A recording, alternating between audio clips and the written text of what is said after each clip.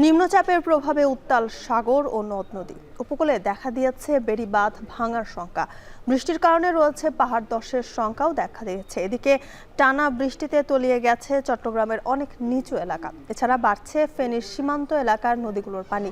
এ নিয়ে বিস্তারিত জানাতে পটুয়াখালী থেকে যুক্ত হচ্ছেন জসিম পারভেজ, কক্সবাজার থেকে যুক্ত হচ্ছেন মোহাম্মদ মোর্শেদ, চট্টগ্রাম থেকে ফয়সাল করিম এবং ফেনী থেকে যুক্ত হচ্ছেন সুলাইমান আলিম। শুরুতে যেতে চাই পটুয়াখালীতে জসিম পারভেজের কাছে। জসিম, কেমন দেখছেন উপকূলের পরিস্থিতি?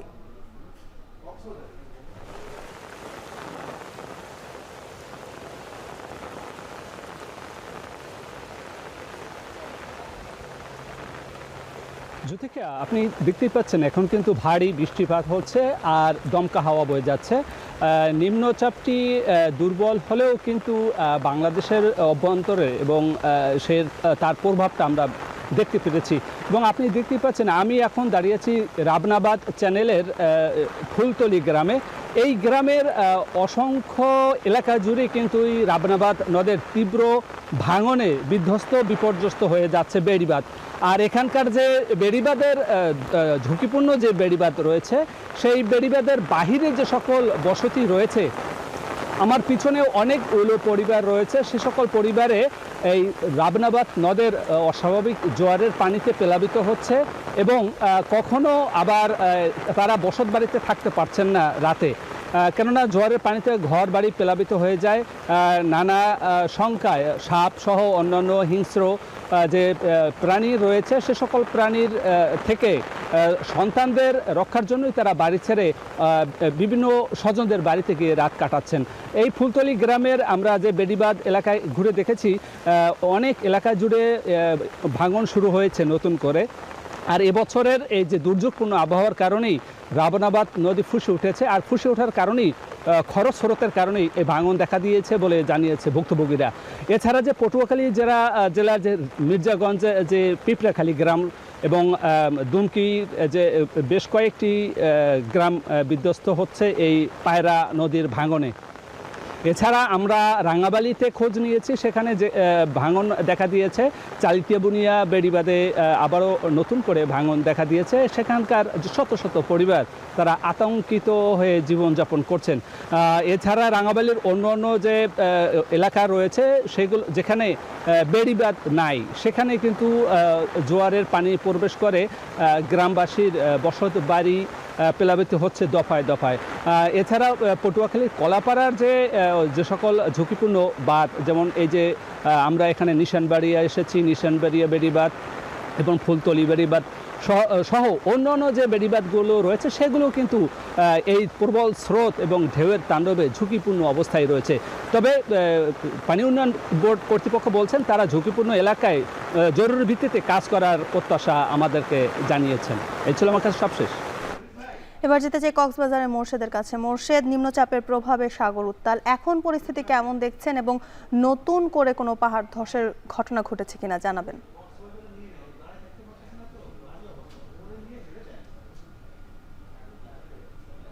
কক্সবাজার সমুদ্র সৈকতে প্রচণ্ড গতিতে ঝোড়ো হাওয়া বয়ে যাচ্ছে। যে বৃষ্টি শুরু হয়েছে, তবল বৃষ্টি, সেটি কিন্তু থামছে না এবং আমরা দেখতে পাচ্ছি যে ঝোড়ো হাওয়া সেটি কিন্তু অনেকটা বেশি বেড়েছে। আপনারা নিশ্চয়ই দেখতে পাচ্ছেন এই মুহূর্তে কক্সবাজার সমুদ্র সৈকতের সার্বিক পরিস্থিতি আমরা দেখতে পাচ্ছি। প্রচণ্ড গতিতে ঝোড়ো হাওয়া বয়ে যাচ্ছে এবং গাছপালা উপড়ে যাওয়ার মতো এমন একটি পরিস্থিতি এখানে দেখা যাচ্ছে। এবং যে সতর্কতা সংকেত বলা হচ্ছে, 3 নম্বর সতর্কতা সংকেত দেখিয়ে যেতে বলা হয়েছে আবহাওয়া অধিদপ্তর থেকে, সেটি বহাল রাখতে বলা হয়েছে। এবং সমুদ্র ধীরে ধীরে খুবই উত্তাল হয়ে উঠছে। পাশাপাশি যে কক্সবাজারের যে উপকূল নিম্নাঞ্চলগুলো রয়েছে, বিশেষ করে টেকনাফে বৃষ্টি হওয়ার কারণে কিছু গ্রাম প্লাবিত হয়েছে, আমরা এমনটি জানতে পেরেছি। এবং কক্সবাজারের সার্বিক পরিস্থিতি যদি বলতে হয়, কক্সবাজার সকাল থেকে কোনো ধরনের বৃষ্টি না থাকলেও সকাল 9টা থেকে ধীরে ধীরে বৃষ্টি শুরু হতে থাকে। এবং গত 24 ঘন্টায় আবহাওয়ার পূর্বাভাসে বলা হয়েছে 129 মিলিমিটার বৃষ্টিপাত রেকর্ড করা হয়েছে।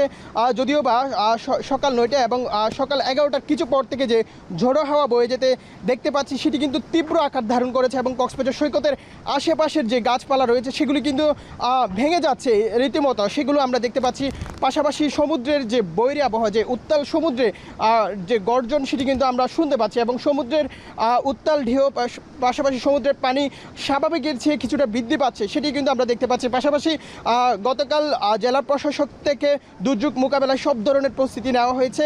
জেলা প্রশাসক জানিয়েছে আপাতত কক্সবাজারে কোনো ধরনের কোনো গ্রাম প্লাবিত না হলেও যে প্লাবিত হওয়া মাত্র তারা সব ধরনের প্রস্তুতি গ্রহণ করেছে। পাশাপাশি শুকনো খাবার তারা প্রস্তুত রেখেছে। যে গ্রামগুলোতে পানি উঠবে, যে নিম্নাঞ্চলগুলো প্লাবিত হবে, সেখানকার মানুষদের আশ্রয়কেন্দ্রে নেওয়ার জন্য সব ধরনের প্রস্তুতি নেওয়া হয়েছে জেলা প্রশাসন থেকে, সেটি আমরা জানতে পেরেছি। পাশাপাশি আপনাদেরকে জানিয়ে রাখি 3 নম্বর সতর্কতা সংকেত বহাল রাখা হয়েছে। এই সতর্কতা সংকেত আবহাওয়া পরিস্থিতি অনুযায়ী আরও বাড়তে পারে এমনটি বলছেন আবহাওয়া অধিদপ্তর। পাশাপাশি কক্সবাজারে গত 24 ঘন্টায় 129 মিলিমিটার বৃষ্টিপাত রেকর্ড করা হয়েছে। গতকাল রাতেও বৃষ্টি ছিল না এবং সকালেও কক্সবাজারে বৃষ্টি না থাকলে সকাল 9টা থেকে ধীরে ধীরে বৃষ্টি শুরু হয় এবং সেটি সকাল 11টার পর থেকে যে ঝড়ো হাওয়া বয়ে যাচ্ছে কক্সবাজার সমুদ্র সৈকতে, সেটি আমরা দেখতে পাচ্ছি প্রচণ্ড গতিতে ঝড়ো হাওয়া বয়ে যাচ্ছে। আপনাদেরকে একটু দেখাতে চাই কক্সবাজার সমুদ্র সৈকতের সার্বিক পরিস্থিতি যদি বলতে হয়। 3 নম্বর সতর্কতা সংকেত বহাল রয়েছে, সেই সাথে প্রচণ্ড গতিতে ঝড়ো হাওয়া বয়ে যাচ্ছে কক্সবাজার সমুদ্র সৈকতে। সে সকল সার্বিক দৃশ্য যদি এই ছিল কক্সবাজার সমুদ্র সৈকত থেকে সর্বশেষ। চলে যেতে চাই চট্টগ্রামে ফয়সালের কাছে। ফয়সাল, নগরের কোথায় কোথায় জলাবদ্ধতা তৈরি হয়েছে?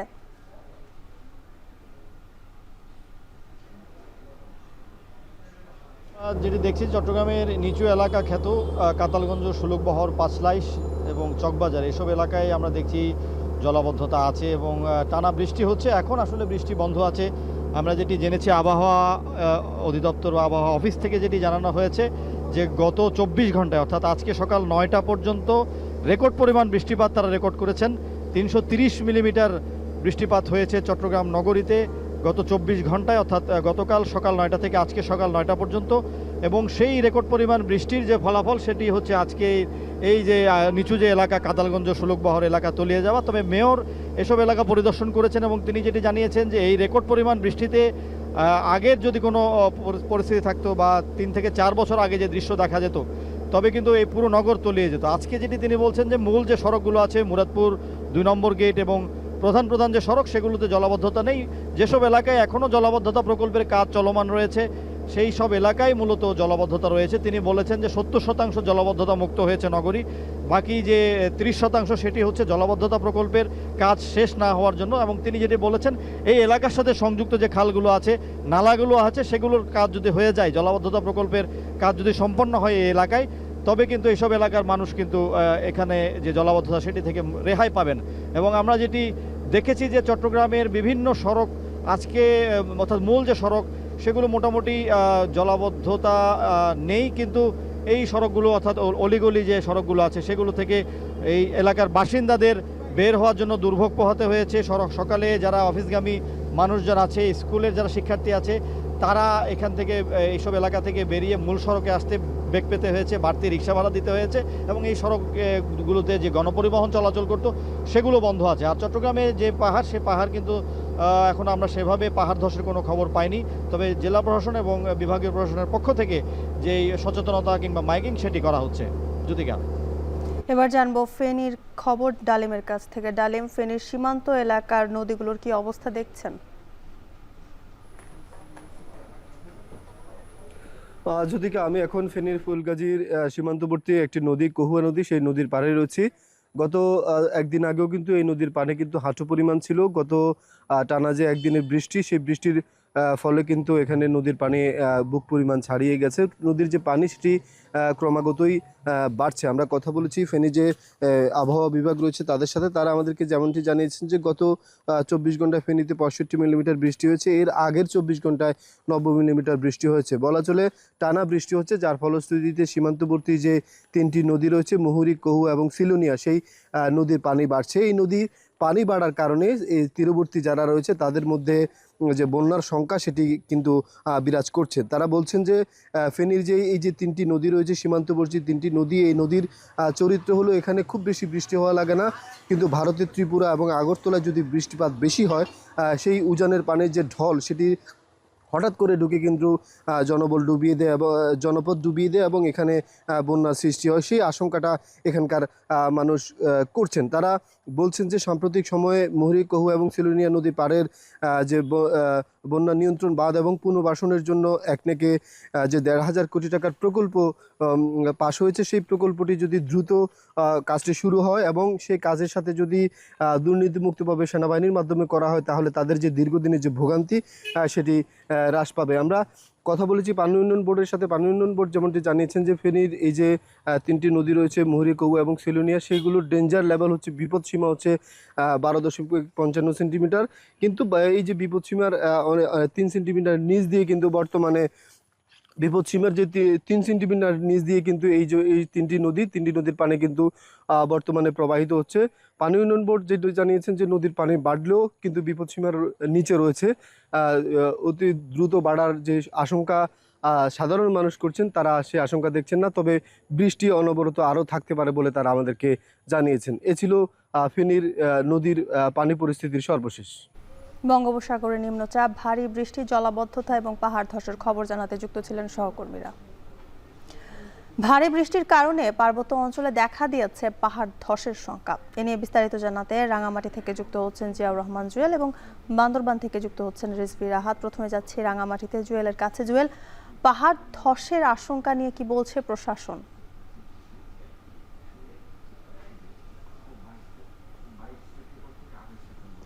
জ্যোতিকা, গত শনিবার বিকাল থেকে যখন বৃষ্টিপাত শুরু হয় তখন থেকে আসলে রাঙ্গামাটি জেলা প্রশাসন এবং উপজেলা যে আরো 9টি উপজেলা রয়েছে সেখানকার উপজেলা নির্বাহী কর্মকর্তারা সার্বক্ষণিক নজরদারিতে রেখেছেন যে কোনো পরিস্থিতিতেই যেন মানুষজন নিরাপদে থাকে।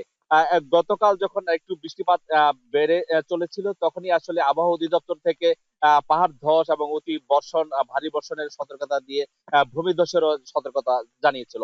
সেই প্রেক্ষিতেই মূলত রাঙ্গামাটি জেলা প্রশাসন, পৌরসভা যৌথভাবে রাঙ্গামাটির যে 11টি আশ্রয় কেন্দ্র খোলা হয়েছে সেখানকার আশেপাশের যে এলাকাগুলো রয়েছে 29টি যে পাহাড় ধস প্রবণ ঝুঁকিপূর্ণ এলাকা রয়েছে সেখানকার মানুষজনকে নিরাপদ আশ্রয় কেন্দ্রে উঠে যেতে বলেছিলেন। কিন্তু আমরা দেখেছি এখন পর্যন্ত কোনো আশ্রয় কেন্দ্রে মানুষজন আসেননি।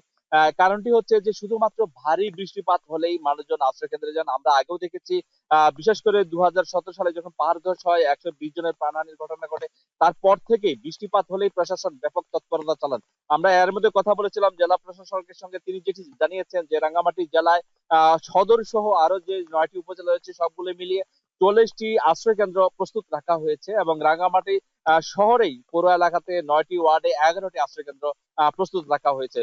যদিও সেখানে কোনো মানুষজন এখন পর্যন্ত উপস্থিত হয়নি, তারপরও প্রশাসন থেকে একটু আগেও এখানে মাইকিং করা হয়েছে যে কোনো পরিস্থিতিতে মানুষজন যেন নিরাপদ আশ্রয় কেন্দ্রগুলোতে উঠে আসেন।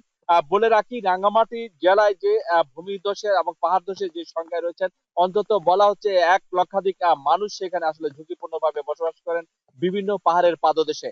কিন্তু সরকারিভাবে তার কোনো পরিসংখ্যান এখন পর্যন্ত আমরা দেখিনি, যার কারণে ঠিক কত সংখ্যক মানুষ আসলে এই ঝুঁকিপূর্ণভাবে বসবাস করছে সেটি এখন পর্যন্ত নিশ্চিত করতে পারেনি জেলা প্রশাসন।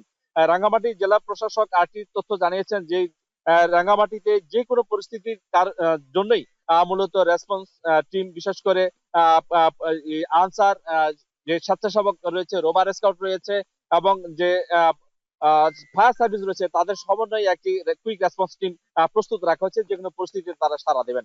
রাঙ্গামাটি থেকে এই ছিল আমার কাছে সবশেষ। জ্যোতিকা, এ নিয়ে আরো জানবো রিজভির কাছ থেকে। রিজভি, বান্দরবানের প্রশাসনের পক্ষ থেকে কি উদ্যোগ নেওয়া হয়েছে জানাবেন। টানা 2 দিনের ভারী বর্ষণের কারণে কিন্তু পাহাড়ের পাদদেশে যারা বসবাস করছেন, বান্দরবানের প্রায় 60টি উপজেলার লক্ষাধিক মানুষ কিন্তু পাহাড়ের পাদদেশে বসবাস করেন। তো জেলা প্রশাসনের পক্ষ থেকে কিন্তু যারা পাহাড়ের পাদদেশে বসবাস করে তাদেরকে সরিয়ে নেওয়ার জন্য কিন্তু নানা উদ্যোগ নেওয়া হচ্ছে। আমরা দেখেছি গতকাল থেকে কিন্তু আজ পর্যন্ত কিন্তু শহরের বিভিন্ন স্থানে কিন্তু মাইকিং চলছে যারা পাহাড়ের পাদদেশে বসবাস করেন তাদেরকে সরিয়ে নেওয়ার বিষয় নিয়ে। একটি বিষয় জানিয়ে রাখি, বান্দরবানে জেলার সকল পর্যটন স্পট কিন্তু জেলা প্রশাসনের পক্ষ থেকে কিন্তু 10 জুলাই পর্যন্ত কিন্তু বন্ধ ঘোষণা করছে গতকাল জেলা প্রশাসক। আমরা দেখেছি জেলা প্রশাসনের পক্ষ থেকে আমাদেরকে জানানো হয়েছে এখন পর্যন্ত 220টি আশ্রয় কেন্দ্র কিন্তু পাহাড়ের পাদদেশে যারা বসবাস করেন এবং বন্যার্তদের জন্য কিন্তু প্রস্তুত রাখা হয়েছে বলে আমাদেরকে জানিয়েছেন। তো গতকাল থেকে আমরা দেখতে পেয়েছি ভারী বর্ষণের কারণে কিন্তু পাহাড়ে যারা পাদদেশে বসবাস করছেন তাদেরকে সরিয়ে নেওয়ার বিষয় নিয়ে কিন্তু জেলা প্রশাসনের পক্ষ থেকে কিন্তু মাইকিং করা হচ্ছে। তো সকাল থেকে বৃষ্টির কারণে কিন্তু জেলার যেসব নিম্ন এলাকা রয়েছে সেখানে কিন্তু তলিয়ে যাওয়ার খবর আমরা পেয়েছি। বিশেষ করে লামা আলীকদম, বান্দরবান সদর সহ নাইকুঞ্চুতে যেসব নিম্নাঞ্চল রয়েছে সেসব নিম্নাঞ্চলগুলো কিন্তু প্লাবিত হয়েছে। তো একটি বিষয় জানিয়ে রাখি, জেলা প্রশাসনের পক্ষ থেকে এখানে ব্যাপক প্রস্তুতি গ্রহণ করা হয়েছে। জেলা প্রশাসক সানিউল ফেরদৌস আমাদেরকে যেমনটি জানিয়েছেন 220টি আশ্রয় কেন্দ্র কিন্তু তিনি প্রস্তুত রেখেছেন বলে আমাদেরকে জানিয়েছেন।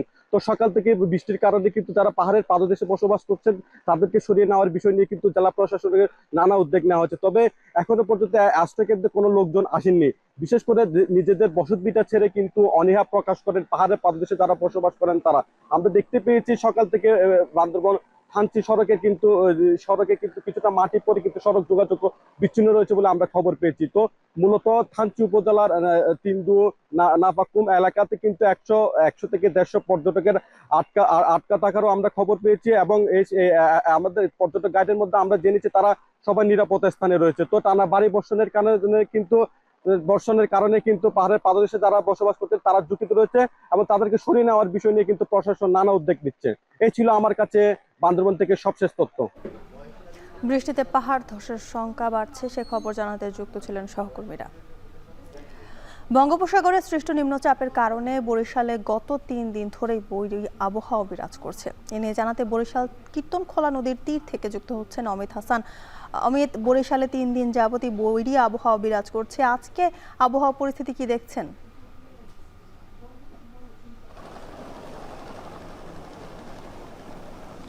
একটু জানিয়ে রাখি যে সকাল থেকেই বরিশালে কিন্তু মাঝে মাঝে গুড়ি, মাঝে মাঝে মুষলধারায় বৃষ্টি হচ্ছে এবং গত 3 দিন ধরেই বরিশালে বিভিন্ন জায়গায় এই আবহাওয়া বিরাজ করছে। আবহাওয়া অফিসের তথ্য মতে 24 ঘন্টায় আজকে ভোর 6টা পর্যন্ত বরিশালে বৃষ্টিপাত রেকর্ড করা হয়েছে 57 মিলিমিটার এবং এর আগে গতকালকে ভোর 6টা পর্যন্ত আমরা দেখেছি 24 মিলিমিটার বৃষ্টিপাত রেকর্ড করা হয়েছে এবং এর আগের দিনও বিশেষ করে 5 তারিখে আমরা দেখেছি যে 3-4 মিলিমিটার বৃষ্টিপাত রেকর্ড করা হয়েছে। সেদিন বৃষ্টিপাতের পরিমাণ কম ছিল, তবে ধীরে ধীরে বৃষ্টিপাতের পরিমাণ কিন্তু বরিশাল বিভাগ জুড়েই বাড়ছে এবং আমরা দেখেছি যে নদীর পানিও স্বাভাবিকের তুলনায় কিছুটা বেড়েছে। বরিশাল কীর্তনখোলা সহ বরিশাল বিভাগের বেশ কিছু নদীর পানি কিন্তু বৃদ্ধি পেয়েছে এবং আবহাওয়া অফিস বলছে যে আজকে এবং আগামী বেশ কয়েকদিন কিন্তু এই আবহাওয়া অব্যাহত থাকবে। বিশেষ করে এ সময় বজ্রসহ বৃষ্টিপাত, এছাড়া ভারী এবং মাঝারি আকারের বৃষ্টিপাত এবং অতি ভারী বৃষ্টিপাত কিন্তু হবার সম্ভাবনা রয়েছে এবং বরিশাল নদীবন্দর থেকে এখন পর্যন্ত সব ধরনের লঞ্চ চলাচল করছে, যেহেতু